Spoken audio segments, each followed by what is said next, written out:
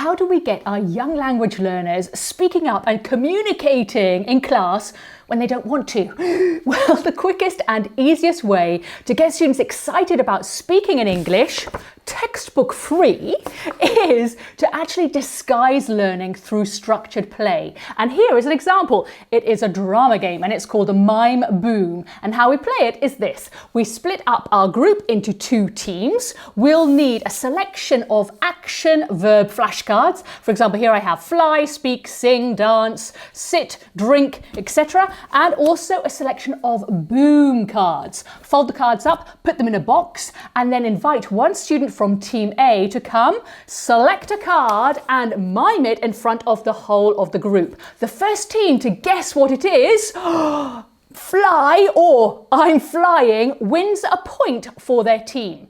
Take it in turns, inviting up students from each team. If a student chooses a boom card, we all call out boom, boom, boom. And that means that that student's team loses all of the points that they have collected up until then. But it doesn't matter because all we need to do is just start over. Mime Boom, give it a go. Drama really does get students really excited about communicating in English. Remember, be theatrical.